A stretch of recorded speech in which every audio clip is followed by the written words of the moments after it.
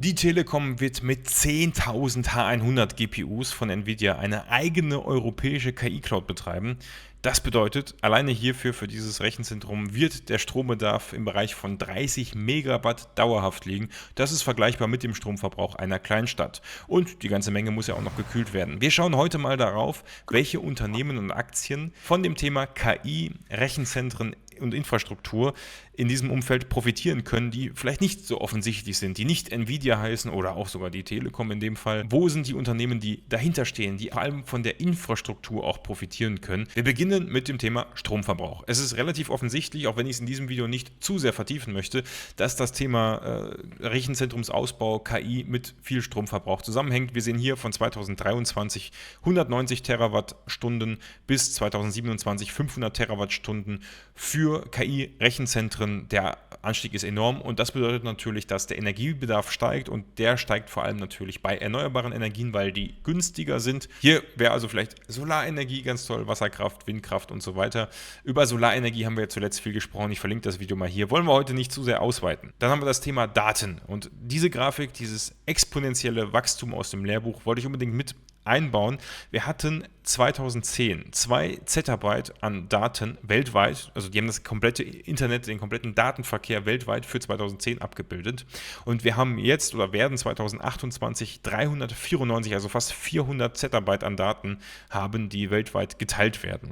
Und das ist natürlich das 200-fache des Volumens von 2010 und dementsprechend ist es nicht verwunderlich, dass wir auch eine enorme Nachfrage nach Daten, die über Rechenzentren in Zukunft vor allem mehr denn je laufen werden, haben werden. Insofern auch das spricht für den Markt. Jetzt mal die Frage, wo laufen denn diese ganzen Daten örtlich lang? Also wo sind die größten Rechenzentrumslokationen und Standorte weltweit?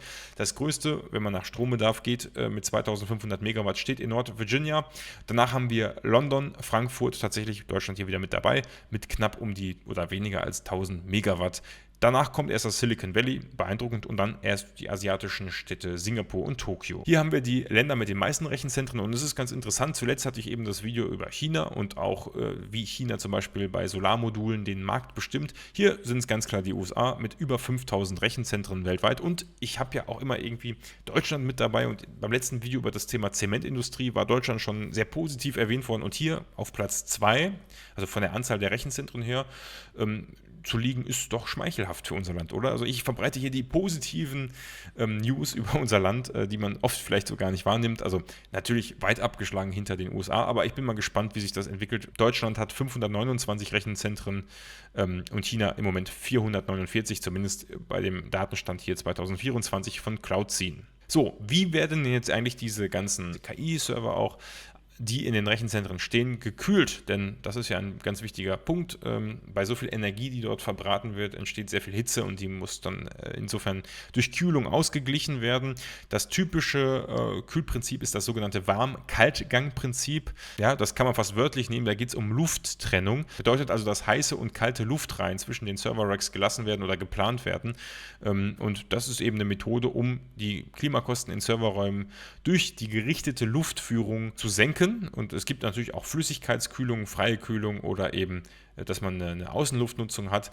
Ihr seht übrigens hier, die Summe des Ganzen ergibt mehr als 100%, liegt daran, dass manche Rechenzentren eben mehrere Methoden nutzen. Wir haben die weltweiten Ausgaben, IT-Ausgaben für Rechenzentren hier im Blick. Das ist auch sehr spannend, denn nicht nur steigen die Abgaben für Strom oder die Datenmengen, sondern natürlich auch das Geld, was investiert wird. Wir rechnen in 2025 mit über 400 Milliarden US-Dollar, die dort investiert werden. Auch hier sieht man eine Verdopplung, fast eine Verdopplung zu 2021. Hier sehen wir die Marktkapitalisierung, also den Börsenwert von Data Center REITs. Was sind REIT? REIT bedeutet Real Estate Investment Trust, also zu Deutsch ein börsengehandelter Immobilienfonds. Also es geht um Unternehmen, die Gebäude von Datacentern oder Rechenzentren besitzen. Das sind zum Beispiel Digital Realty oder Equinix, sagt dem einen oder anderen vielleicht was, nicht so unbekannt. Und die sind kräftig im Wert gewachsen, vor allem seit 2020 hat der Börsenwert eben angezogen. Wir reden hier von knapp 65 Milliarden US-Dollar Wert in 2016 und jetzt in 2025 über 145 Milliarden US-Dollar. Also auch hier hat wieder eine Verdopplung stattgefunden. Und wenn man noch einen Beweis braucht, die Umsatzentwicklung von Digital Realty hier als Beispiel, von 1,5 oder 1,6 Milliarden US-Dollar in 2014 auf über 5,5 Milliarden in 2024. Dann haben wir hier den sogenannten Co-Location-Markt im asiatisch-pazifischen Raum und hier sieht man ein Muster von linearem Wachstum. Was ist denn ein sogenannter Co-Location-Markt? Da geht es darum, dass in einem Datacenter, also Rechenzentrum, es eine Fläche gibt, die ich mir als Telekommunikationsanbieter, der irgendwelche Cloud-Anwendungen zur Verfügung stellen will, anmieten kann und wo ich sagen kann, okay, hey, liebe Firma, gib mir mal einen Platz in deinem Rechenzentrum, ich packe da jetzt einen Server rein und den verbinde ich mit dem Internet und den betreibe ich dann in deinem Rechenzentrum. Und dafür muss natürlich eine Fläche angemietet werden in diesem Rechenzentrum, wo ich die Sachen reinpacken kann. Und das ist dann der sogenannte Kollokationsmarkt, dass man im Prinzip Flächen in Rechenzentren anmietet, so ein bisschen vereinfacht gesagt. Diese Vermietung ist dann eben nicht nur ein Raum, sondern ein Raum mit Strom, einem Rack drin, Klimatisierung oder auch Sicherheit. Das ist ja ganz wichtig, dass nur bestimmte Personen Zugriff zu dieser Fläche haben dürfen. Und ja, das leistet dann im Prinzip alles der Inhaber des Rechenzentrums oder derjenige, der es vermietet. Und diesen Markt, also diese Nachfrage nach diesen Kollokationsflächen, den sehen wir eben hier. Und da sieht man auch, dass der sich von 2022 bis 2026 verdoppeln wird. Apropos Miete, wie ist denn der durchschnittliche Mietpreis für Rechenzentrumsflächen in den USA? Haben wir eben gehört, ist der größte Markt. Wir sehen, das war mal 2013, 14 auf einem Hoch von zwischen 140 und 150 US-Dollar pro Square Foot. Könnt ihr mir mal schreiben, wie groß denn Square Foot ist in Quadratmetern. Aber das ging dann ein bisschen zurück bis 2020, 2021 und dann kam der große KI-Boom und wir sehen im Prinzip jetzt einen Preis von über 180 US-Dollar. Also da sieht man ganz klar, das ist der eingeschlagene KI-Boom, der dann dazu führt, dass der Platz knapp wird in den Rechenzentren. Wir sehen nämlich hier in Northern Virginia weniger als 0,1% Leerstandsquote im Rechenzentrumsmarkt. Bedeutet also, da ist alles komplett proppevoll und die Nachfrage ist groß, wird nicht erfüllt und deswegen steigt natürlich der Preis. Singapur mit 1% auch sehr gut ausgelastet. In Hongkong unten haben wir mal 30% Leerstand, okay. Aber man merkt schon, selbst so Frankfurt mit 5%, das ist eigentlich ein ganz gesunder Wert.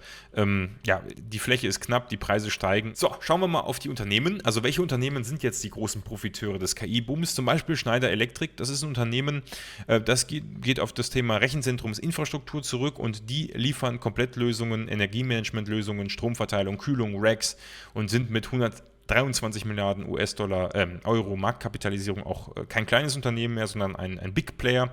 Wir gucken uns später auch mal an, in welchem ETF so die Aktie enthalten ist. Das sieht man hier unten ganz gut. Die sind natürlich in vielen französischen ETFs enthalten als großes Unternehmen. Hier zum Beispiel auch im Xtrackers MSCI Europe Industrials Screened ETF oder in einem ESG Screened ETF, aber eben auch in einem First Trust Nasdaq Clean Edge Smart Grid Infrastructure ETF. Den gucken wir uns gleich an. Das Unternehmen hat die letzten 3 Jahre ca. 89% Kurswachstum hingelegt, also massiv hier oben sieht man es auch vom Kurswachstum profitiert. Die Analysteneinschätzungen sind hier grundsätzlich positiv. Wir haben hier von 25 Analysten 15, die sagen, man sollte die Aktie kaufen und 10 sagen, man sollte die Aktie halten, wenn man sie schon hat. Das Wachstum wird hier, also ein Wachstum von ca. 10% pro Jahr wird hier erwartet. Man merkt also, die Erwartungen sind hoch. 10%, das ist ja auch ungefähr das, was wir eben so gesehen haben, was im Markt auf jeden Fall möglich ist. Wenn der Markt hier schneller wächst und das Unternehmen dementsprechend auch, kann man natürlich hier noch von einer Kurssteigerung oder auf eine Kurssteigerung hoffen. Dann haben wir das Unternehmen Eaton Corporation. Auch dieses Unternehmen beschäftigt sich mit intelligenter Stromversorgung, also auch sogenannten Smart Grid System. Da kommen wir gleich auch nochmal drauf. Auch hier haben wir den First Trust Nasdaq Clean Edge Smart Grid Infrastructure ETF mit dabei, also der gleiche, den wir eben uns auch bei Schneider Electric angeguckt haben. Ja, das Unternehmen hat einen KGV von 32, bei Schneider Electric war es 27. Was heißt KGV? KGV ist Kurs-Gewinn-Verhältnis, das bedeutet, das Unternehmen müsste 32 Jahre lang den Gewinn, den sie aktuell erwirtschaften, um den Wert, den das Unternehmen gerade an der Börse hat, zu erwirtschaften oder in Form von Gewinn zu erwirtschaften. Und 32 ist schon hoch, 27 ist auch, also sagen wir mal mittelmäßig, es kommt ein bisschen drauf an, wenn das Unternehmen natürlich stark wächst, dann ist das auch gerechtfertigt. Das ist im Prinzip ja auch der Kern der Aktienbewertungen. Wir haben hier bei der Aktie in den letzten 3 Jahren 112% Kurswachstum gesehen. Die Analysten sind aber optimistisch, 18 schätzen die Aktie oder bewerten die Aktie auf Kaufen, 11 sagen Halten und einer sagt Verkaufen. Mit 1,3% Dividendenrendite hat man hier auch noch eine ganz nette Dividende dabei, 1,7% waren es eben bei Schneider Electric. Electric. Dann haben wir das Unternehmen Legrand, auch aus Frankreich, also viele französische Titel hier dabei, mit 29 Milliarden Euro Marktkapitalisierung, schon deutlich kleiner als die beiden anderen, die ja über 100 Milliarden lagen und mit einem KGV von 24 auch deutlich günstiger oder ein Stück weit günstiger bewertet. Das Unternehmen ist ein Spezialist für elektrische Gebäude- und Gehäusetechnik. Also hier geht es jetzt mal nicht um Strom oder Smart Grid, sondern hier geht es um Racks, also Racks sind im Prinzip Aufständerungen oder Regale, kann man auch sagen, wo man dann eben die Server, die KI-Server reinsteckt und da kümmern sie sich auch um Steckersysteme, Stromschienen und so weiter und sind da ja, weltweit aktiv. Allgemein gibt es hier ein sehr solides Wachstum, im letzten Jahr 10%, davor über 3 Jahre 44%. Mit einem KGV von 24 finde ich die Aktie auch jetzt nicht überbewertet und dementsprechend sieht das nach einem sehr soliden Geschäftsmodell aus. Und das ist natürlich nicht nur auf KI-Rechenzentren spezialisiert, man kann das ja auch für normale Rechenzentren nutzen. Die Analysten sind ebenfalls positiv, das Wachstum ist solide, wird aber tendenziell neutral bewertet. Man erwartet hier so 5-8% Wachstum, anders als eben 10 bei der Rechenzentrumsnachfrage. Das ist schon eingepreist und ja, dementsprechend eine solide Aktie mit 2% Dividendenrendite. Dann habe ich eine Aktie, Trane Technologies, die ist sehr spannend. Hier habe ich direkt mal die Analysteneinschätzung auch eingeblendet. Diese Firma hat im letzten Jahr 27% Wachstum hingelegt und über die letzten 3 Jahre 240% Wachstum. Man sieht es hier auch, der Kurs vor 5 Jahren lag irgendwo bei 100 US-Dollar und jetzt aktuell bei über 400, also da wird es noch deutlicher. Die beschäftigen sich mit spezialisierten Kühllösungen, also Klima- und Flüssigkühlung in Rechenzentren und ja, beliefern da viele Rechenzentren und sie profitieren eben auch immer wieder aufgrund der hohen Nachfrage nach Datacentern und sagen selbst, dass sie eine robuste Auftragspipeline haben. Mit einem KGV von 36 ist die Aktie natürlich relativ hoch bewertet wieder. Nichtsdestotrotz, die Analysten sehen die klare Positionierung im KI-Kühlmarkt positiv. Einige Analysten haben die Kursziele jüngst erhöht. Das sehen wir auch hier auf 500 US-Dollar. Das wären vom aktuellen Kurs noch 17% nach oben. Wir sehen hier aber die Downside, die Analysten einschätzen, auf aktuell eben 40% Minus. Das kann auch passieren. Deswegen sagen die Analysten eben auch, kaufen, 7 sagen kaufen und 15 sagen halten. Dann haben wir hier Vertiv Holdings, da wird es schon etwas kleiner mit 38 Milliarden Euro Marktkapitalisierung und 0,13% Dividendenrendite und ein KGV von 66 ist das hier schon auch ein sogenanntes US-Mid-Cap-Unternehmen. Die beschäftigen sich mit Rechenzentrumsinfrastruktur, also mit Stromversorgungssystemen, auch wieder Kühltechnik und Monitoring, also sehr ähnlich zu den Unternehmen vorher. Sie sind da ein Schlüsselzulieferer und was sie auszeichnet, ist, dass sie speziell Nvidia KI-Serverfarm ausrüsten, also vielleicht sogar auch die hier zwischen Telekom und Nvidia in Frage kommen. Ja, das ist eben das, was sie auch ein bisschen abhängig macht und wo ich auch ein Risiko drin sehe. Denn so abhängig von Nvidia zu sein, das kann schon mal für Volatilität sorgen und da kann es eben auch schnell sein, wenn Nvidia auf wen anders setzt, dass das Geschäftsmodell fast kaputt geht. Sie haben hier in der Aktie einen explosiven Anstieg hingelegt, muss man aber auch sagen, über die letzten 3 Jahre mehr als 200% vom Penny Stock eben zum S&P 500 Wert. Das ist schon enorm und dementsprechend ist die Aktie vielleicht auch ein bisschen heiß gelaufen. Die Analysten sagen hier überwiegend positiv. Die Aktie setzen sie auf Outperform, sagen volle Auftragsbücher, KI-Momentum, das zündet alles. Von 18 Analysten sagen 13, sie würden die Aktie kaufen, der Rest würde die Aktie halten. Was natürlich passieren kann, ist hier, dass das Thema Handelskonflikte komplett reinschlägt, wobei sie durch ihre Produktion in Mexiko eben so ein typischer Wert sind, bei dem je nach Zollpolitik das Ganze sich positiv und negativ auswerten kann. Deswegen da hat sicherlich auch was mit enormen Kursschwankungen zu tun, die wir hier sehen könnten. Dann haben wir ein Unternehmen, was noch mal kleiner ist. Also ich hatte schon gesagt, dass die Vertiv Holdings schon eine Mid-Cap-Unternehmen ist mit 38 Milliarden Euro Marktkapitalisierung. Die Vicor Corporation hat nur einen Börsenwert von 1,7 Milliarden Euro und ein KGV von 84. Das heißt, es dauert 84 Jahre bei dem aktuellen Gewinn, bis der Wert der Aktie in Form von Gewinn erreicht ist. Das liegt aber natürlich auch daran, dass das Unternehmen deutlich kleiner ist und stark wächst. Und zwar kümmern die sich ganz speziell um leistungsstarke Stromwandlermodule, also von 48 Volt auf 12 Volt oder unter 12 Volt zum Beispiel den Strom zu wandeln für High-End-Chips. Und auch sie haben eben eine offizielle Partnerschaft oder eine Partnerschaft mit Nvidia, zum Beispiel für die A100 KI-GPUs. Die haben sie mit Vicor-Modulen bestückt und sind damit ein kritischer Zulieferer von zum Beispiel Nvidia, haben auch viele Patente in der Richtung. Auf der anderen Seite sagen die Analysten natürlich auch, okay, die Gefahr und die Abhängigkeit von Unternehmen wie Nvidia zum Beispiel kann natürlich nach hinten losgehen. Die Marktstimmung ist da vorsichtig optimistisch, da die KI-Chips aktuell ohne diese Strommodule nicht auskommen. Die Aktie ist deswegen sehr heiß gelaufen und hatte dann zwischenzeitlich mal einen Wert von über 130 Euro hier in dieser Grafik und liegt aktuell bei 38 Euro. Das heißt, im letzten Jahr konnten sie zwar 15% wachsen im Wert, aber über die letzten 3 Jahre hat die Aktie 32% verloren. Die Story hier wäre also, dass man sagt, okay, die Aktie oder das Unternehmen hat bewiesen, dass es am Markt wichtig ist. Das Thema GPU und KI-Chips wird weiter wachsen und deswegen glauben wir an eine Wachstumsstory. Auf der anderen Seite ist ein KGV von 84 natürlich schon relativ hoch, wobei der Gewinn eben noch relativ gering ist und deswegen das KGV manchmal nicht so aussagekräftig ist. Kommen wir jetzt zu den ETFs, das ist ja eins meiner Lieblingsthemen. Wir haben hier den Global X Robotics and AI ETF. Wir schauen auch mal rein und schauen uns kurz die Daten an. Der ETF bildet das Ganze physisch ab, das heißt, alle Aktien sind auch wirklich im ETF enthalten und man kauft also wirklich diese Aktien im Hintergrund. Die Gewinnverwendung ist hier thesaurierend, es gibt aber auch einen ausschüttenden ETF, bedeutet, dass ihr die Dividenden auch ausgeschüttet bekommt und hier bei dem wird das Ganze dann eben in den Kurs zurückgeführt. Macht nicht so einen großen Unterschied, außer dass die Fondsgröße bei dem thesaurierenden ETF bei 62 Millionen liegt und bei dem ausschüttenden bei 10 Millionen, was wiederum das Risiko erhöht, dass einer von beiden oder der hier zum Beispiel mal liquidiert werden könnte, weil die Nachfrage zu gering ist. 0,5 TER bedeutet 0,5% Kosten, die hier eben für die Verwaltung des ETFs anfallen. Bei einer Tracking Difference von 0,5%, das bedeutet also auch, dass der ETF 0,5% vom Kurs des Index abweicht, der da hinter dem ETF steht. Wir sehen auch, und das ist, finde ich, auch negativ, dass ca. 62% des Wertes in diesem ETF von den Top 10 Aktien bestimmt wird. Das heißt, diese 10, die wir hier sehen, zum Beispiel Nvidia, machen 62% der Kursbewegung aus. Man sieht auch, das sind hier die typischen oder sehr typische Aktien, die mit dem Thema KI zusammenhängen. Der ETF macht eigentlich nichts anderes als er guckt, welche Unternehmen haben was mit KI oder Robotics zu tun. Deswegen ist zum Beispiel wegen Robotics auch sowas wie Intuitive Surgical dabei. Zu denen habe ich auch mal eine Aktienanalyse gemacht. Jedenfalls sind die hier dabei, weil sie mit Robotics zu tun haben. Und dann guckt er einfach nur, wie groß ist die Marktkapitalisierung und gewichtet deswegen Nvidia zum Beispiel als am größten. Wir gucken uns später in der Performance an, wie die beiden oder wie der ETF performt. Dann vergleichen wir das nochmal. Unter anderem mit dem Global X Data Center REIT and Digital Infrastructure ETF. Das hatte ich ja eben angesprochen, also da können wir auch direkt reingucken.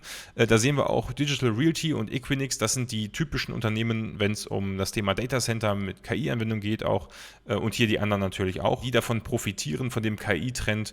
Und deswegen, das deckt der ETF ziemlich passend ab. Ich habe hier 25 Unternehmen, die Top 10 machen mal wieder 71% aus. Das heißt also, die 10 kann ich mir angucken und sagen, okay, wenn ich in diese 10 investieren will, dann kann ich besser diesen ETF nehmen, als alle einzeln zu kaufen. Und ich finde, hier trifft man diesen Markt schon ganz gut. Also wenn man das abbilden will, kann man das damit machen. Auch hier 0,5% TER als Kosten. 22 Millionen Euro Fondsgröße, relativ niedrig. Wir gucken uns die Performance gleich an. Dann haben wir den LNG Artificial Intelligence ETF. Den habe ich auch, glaube ich, schon mal analysiert. Mit 0,49% Kosten ist er 0,01% günstiger. Ob das jetzt ausschlaggebend ist, ich weiß ja nicht. Ist auch thesaurierend, ist auch okay. Aber hat eine Fondsgröße von 783 Millionen Euro. Das ist schon mal das 10-fache von den anderen ETFs eben. Und 54 Positionen drin finde ich noch nicht ganz ausreichend, aber ist schon besser als zum Beispiel 25 oder eben 49 ist natürlich vergleichbar. Was ich top finde im Vergleich ist 25,25% nur der Anteil der Top 10. Also wenn man sich das hier einmal anguckt, dann sieht man, dass die Aktien eigentlich alle so um die 2-3% Gewichtung haben und Nvidia hier nicht der größte ist.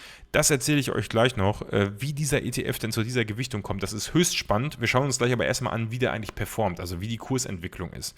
Dann haben wir den First Trust Nasdaq Clean Edge Smart Grid Infrastructure ETF. Mein Gott, was ein Zungenbrecher. Und hier finden wir zum Beispiel Schneider Electric oder eben auch das zweite Unternehmen, was wir vorhin hatten, nämlich Eaton.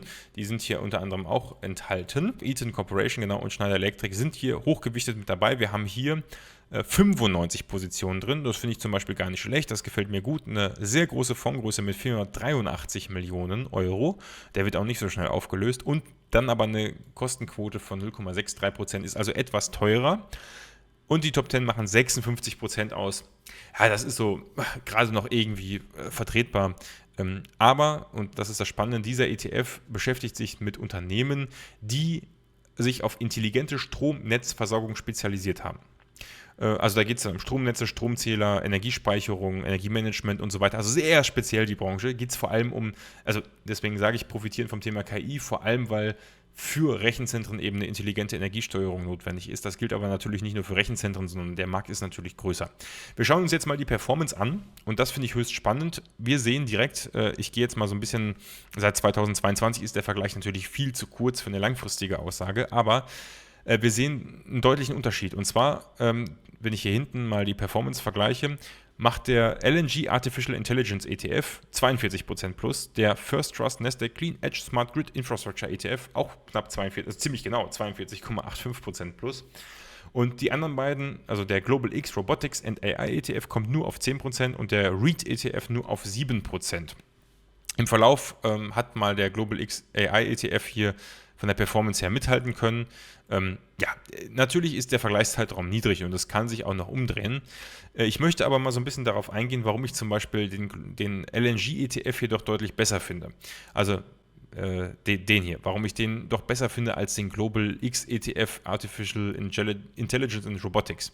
Der hier, wie gesagt, macht nichts anderes als zu gucken, okay, sag mir, hat das Unternehmen irgendwas mit Robotics zu tun? Ja, nein, das kann auch nur minimal sein. Wenn die Antwort ja ist, okay, dann ist es mit seinem kompletten Marktkapitalisierung im ETF enthalten und die größten Unternehmen sind die mit dem größten Gewicht. Der LNG-ETF, da muss man sich ein bisschen einlesen, da geht man dann mal auf den Index, der dahinter steht, also der Robo Global Artificial Intelligence Index steht dahinter. Und wenn man sich den mal anguckt, da kann man sich dann die Index-Methodologie durchlesen, also die Methode. Dann stellt man Folgendes fest, dass der LNG-ETF einen sogenannten KI-Score vergibt. Ich gehe mal wieder auf die Seite hier, dann kann man sich die Namen der Unternehmen hier besser durchlesen. Und zwar für alle Unternehmen, also alle 54 Unternehmen, die irgendwas mit KI zu tun haben, die sie ausgewählt haben, vergeben sie einen KI-Score. So, wie kommt dieser KI-Score jetzt zustande? Sie gucken sich an, zum Beispiel die Nebius Group, okay, wie viel Umsatzanteil bei dem Unternehmen besteht aus KI. Heißt also, du kriegst einen höheren Score, je mehr deines Umsatzes mit KI im Zusammenhang stehen. Das finde ich zum Beispiel klasse. Dann ist nicht irgendein Unternehmen dabei, was nur 3% Umsatz mit KI macht, ist dann gleich mit seinem kompletten Marktkapitalisierungsgewicht gewichtet. Also der Umsatzanteil aus KI, je mehr meines Umsatzes mit KI zusammenhängt, desto besser. Dann die Investition in KI. Also wie viel investiert die Nebius Group in KI-Anwendungen, in KI-Forschung, in KI-Infrastruktur und so weiter. Auch das wieder hat einen klaren Bezug zum Thema. Und dann bewerten Sie noch die Patente, Marktanteile und den Innovationsgrad, um sowas wie Technologie und Marktführerschaft zu bewerten. So. Und wenn Sie dann den Score haben, dann wird unter den 54 Aktien, die hier drin sind, die Aktie, die den höchsten Score hat, anscheinend aktuell die Nebius Group noch. Ich gucke gerade mal im Index, ob der vielleicht, ja, das passt auch, genau, die Nebius Group mit 3,37%, Cloudflare, das ist immer hier ein bisschen aktueller. Ne? Also es kann sein, dass der Index anders in einem anderen Turnus aktualisiert wird als der ETF und dementsprechend gibt es eben dann diese Abweichung, weil es ja auch Kursentwicklung gibt und so weiter, aber laut dem Index müsste man jetzt den Nebius auf 3,37% heben, Cloudflare hier anheben. Das wird eben dann regelmäßig im Rebalance gemacht, aber wir sehen schon mal, durch diesen Score sind die Unternehmen relativ gleich verteilt und spannend ist, dass das dann tatsächlich auch zu einer höheren Performance führt, als diese stumpfe Abbildung nach Marktkapitalisierung, wie es halt eben beim Global X Robotics ETF hier der Fall ist. Also und quartalsweise gibt es das Rebalancing, also im nächsten Quartal müssten wir hier ein Update beim LNG ETF sehen. So.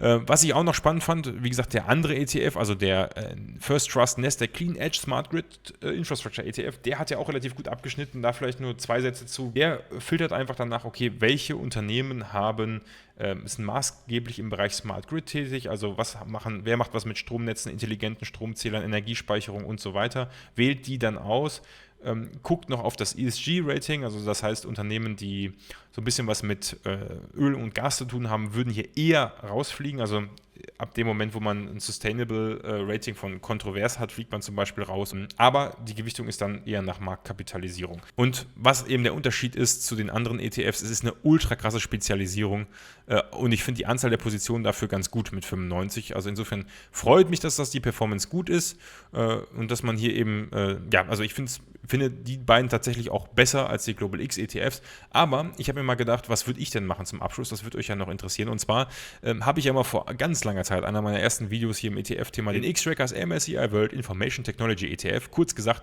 der Welt-IT-ETF vorgestellt, der ganz stumpf einfach nur alle Unternehmen dabei hat, die bei IT dabei sind. Und man sieht, die Top-Gewichtungen sind Nvidia, Microsoft, Apple, Broadcom, SAP, ASML, Oracle, Palantir, Salesforce, Cisco. Also die Top-Player im IT-Umfeld, die großen Global Player. Und ich habe mir mal gedacht, okay, ich vergleiche mal diesen ETF, ja, der so ein richtiger Klassiker ist mit 4,08 Milliarden Euro Fondsgerüst, ein Riesending. Und wie performt der denn im Vergleich zum LNG-ETF? Und man sieht, wenn man den Vergleich macht, seit Existenz des LNG-ETF sieht man, dass der MSCI World Information Technology ETF 208% Rendite gemacht hat und der LNG-ETF 130%.